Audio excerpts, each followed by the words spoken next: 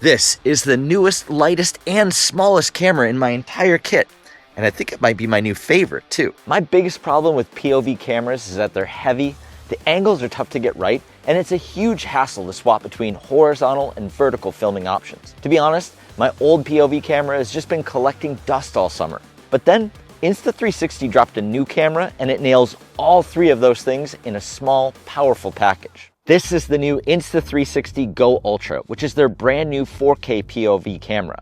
There's a lot jammed into this tiny little beast, and I'm gonna break it all down for you. But the most important part of this video isn't actually any of the technical stuff. It's about putting this camera to work. I'm gonna pull out all the useful information that you'll need to immediately put this thing to use on the trail. Because while I am a content creator who knows a thing or two about cameras, I'm also just a mountain biker who wants to ride his bike and not have to stress about my camera gear when I'm having an epic ride. So today, we're gonna take this Insta360 Go Ultra out for a ride, and I'm gonna show you what it's all about. But first things first, let me show you what comes in the box. You get the Insta360 Go Ultra, the action pod, the pendant, more on this later, a visor clip, quick release safety cord, and a lens guard, which is pre-installed over the lens already. You can just twist this part off when you want to put filters and stuff on it too, but we're gonna get to that later. The first thing that stands out to me is the size of this thing. It's about the same size as the battery of my GoPro camera and only slightly thicker.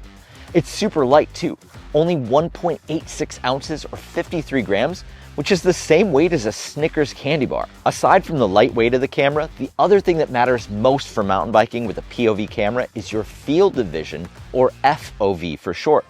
You want to be able to see the maximum amount of your bike and the trail when you're riding, and this camera has a 156-degree field of vision, which is the same as my GoPro Hero 12 Black. This is also an improvement over the previous version of this camera, which had a 150-degree field of vision. The other improvements they made from the Insta360 Go 3S are meaningful. The battery lasts nearly twice as long, 70 minutes standalone or 200 minutes with the action pod.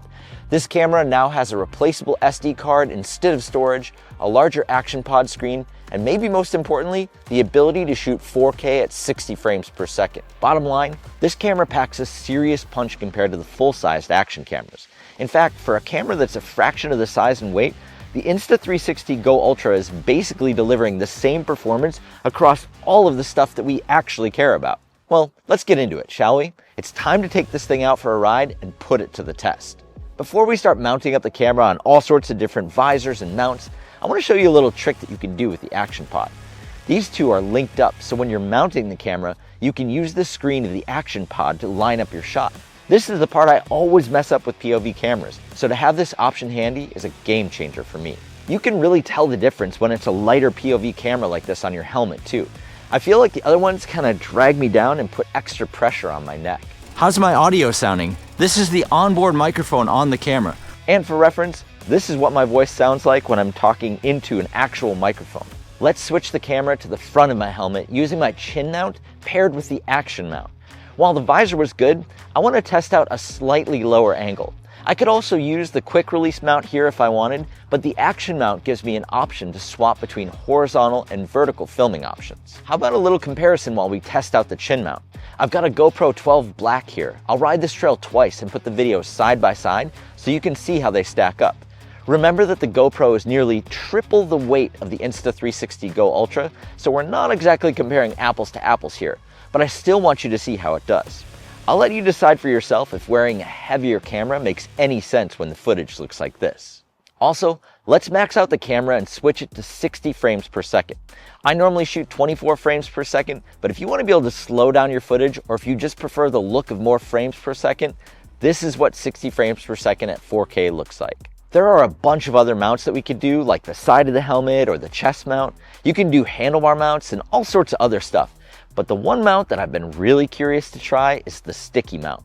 These little stickers have the little quick release hooks that you can attach to the camera, so you can basically put them anywhere. Let's try one here and see what the footage looks like, just for fun.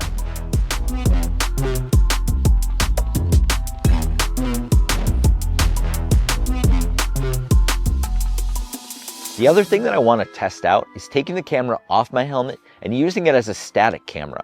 Sometimes I don't have anyone around to hold the camera, but I still want to get a riding clip.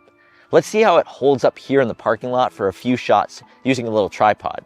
I'm specifically looking to see if there's any warping on the outside of the shot or if it's ready to go. Something that we didn't talk about yet, which I feel like might be useful for a lot of people out there, is a discovery that I made early in my testing with this camera. I've been riding a lot with my kids this past summer, and while they see their dad filming all the time, they can't really ride with a heavy POV camera on their helmets. The Insta360 Go Ultra is so much lighter that my kids can finally capture their own riding footage without their dad's help. And just like that, I have even more video editing work to do. Honestly, being able to share this camera with my kids is probably one of my favorite things about it. They're getting excited about riding, and being able to capture their own footage is only helping. While we wrap up today's ride, I want to show you the Pendant mount. And while I put this on, I'm going to show you a little trick I learned this summer for loading heavier bikes into trucks. I really needed this bike today for all the riding I did on the different comparison shots. I had a big climb in the middle of the trail today. Anyway, if you drop the tailgate down like this and slide the bike in, then lift it up and close it, you can save yourself from having to lift your bike all the way into the truck. This is way easier. While I've got this Pendant mount on, let's go through some other hands-free filming. We'll just do some quick maintenance to the bike so you can see how it goes. I can definitely see myself using this Pendant mount in a ton of other situations, like traveling, bike builds, and all those in-between moments before and after riding. It's sort of incognito, so you don't have to wear a huge chest mount to carry this thing around. Here's another feature that will come in handy for riding. These are called neutral density filters. They're basically sunglasses for your camera, so if you're riding in sunny conditions, you can still get nice balanced shots with your camera. The best part is that these twist onto the camera, so they're super easy to swap out. I also really just like the fact that you can twist a cover over the lens. I feel like lenses on POV cameras are in harm's way more often than not, so having a layer in between the lens and the trail feels like the right call. I'm personally loving how easy it is to quickly switch between horizontal and vertical shots with the different mounts. That's going to make my life a lot easier now that I have this camera. Add in the lightweight and the powerful insides of this thing, and I'm hard pressed to ever use my GoPro again. But of course, there's always stuff you would love to see, and for me, the things I'd like to have would be even more vertical mounting options for the camera. The magnetic mounts like the visor and the Pendant work great, but I think it would be cool to have more options. I was a little surprised that you couldn't flip it vertical inside the action pod too. I'd also like to see a sticky tab that had backing for a curved surface, because while the existing ones are great for flat surfaces, most bikes don't have any of those.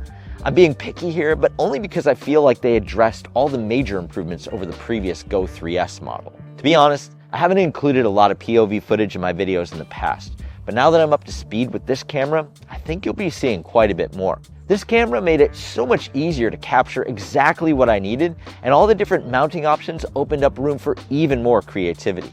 If your current POV camera is collecting dust like mine was, or if you've been waiting on the sidelines for a perfect one to come along, I think the Insta360 Go Ultra is worth a serious look. I also just want to say thank you to Insta360 for sending me this new camera to test and for supporting the Super Rider channel.